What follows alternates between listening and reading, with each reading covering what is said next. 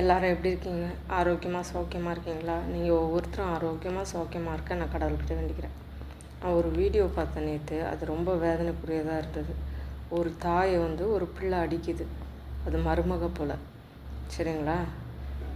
உன் பையன்தான் உன் காலை உடைக்க சொன்னார் அப்படின்னு சொல்லுது. அவங்க பையன் சொன்னான்னா எனக்கு தெரியாது. ஆனால் கட்டை எடுத்து பதறாமல் அடிக்குது அந்த பிள்ளை. உன் பொண்ணு வீட்டுக்கு எதுக்கு போகிறேன்னு கேட்குது.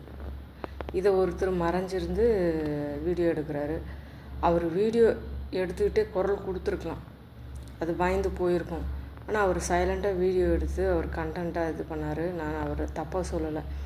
ஒருவேளை அவர் போய் கேட்டிருந்தால் அவர் மேலே ஏதாச்சும் பழி போட்டுக்கலாம். ஏன்னா பொம்பளை பிள்ளைங்க சில டைமில் தவறாக மிஸ்யூஸ் பண்ணுறதுக்கும் சான்சஸ் உண்டு. சரிங்களா? ஆனால் உங்களால் பார்க்க முடியலன்னா அந்த அம்மா உழைச்சி தான் காப்பாற்றிருக்கோம், எல்லாம் பண்ணியிருக்கோம். பொண்ணு வீட்டுக்கு போகக்கூடாது, இங்கே போகக்கூடாதுன்னு சொல்கிறதுக்கு நம்மளுக்கு என்ன ரைட்ஸ் இருக்குது? ரெண்டாவது, எத்தனையோ ஆசிரமங்க அன்பாக பார்க்குறவங்க நிறைய பேர் இருக்காங்க. அங்கே கொண்டு போய் விட்டுடுங்க. இவங்க யாருன்னு தெரியல, நீங்கள் பார்த்துங்கன்னு சொல்லிட்டு அடிக்கிறீங்க. உங்களுக்கு எப்படி வயசானவங்களை அப்படி அடிச்சுட்டு நீங்கள் நிம்மதியாக சோறு தின்னுட்டு வாழ முடியும்? எப்படி உங்களுக்கு சோறு இறங்குது?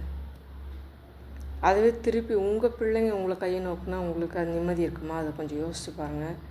இப்படியெல்லாம் தயவுசெய்து செய்யாதீங்க. எதுக்காக செஞ்சீங்கன்னு தெரில. அது எதனால் அடிச்சிங்கன்னா என்ன வேணால் பண்ணிட்டு போட்டோம். உங்களை குறை சொல்லியிருக்கலாம், இல்லை உங்களை ஏதாச்சும் கூட பண்ணியிருக்கலாம், தெரியல. அதுக்கு இப்படி பண்ணுறதுக்கு நம்மளுக்கு என்ன ரைட்ஸ் இருக்குது? ஒரு வயசானவங்களை போட்டு இவ்வளோ ஒரு கொடூரமாக தெரியல. இது தவறு இருந்தால் இது பண்ணுங்கள். தயவுசெய்து இந்த மாதிரி யாருமே பண்ணாதீங்க. தவறான காரியங்களில் ஈடுபடாதீங்க. ரெண்டாவது, கண்டென்ட்டுன்னு எதனாலும் இது பண்ணாதீங்க. குரல் கொடுங்க.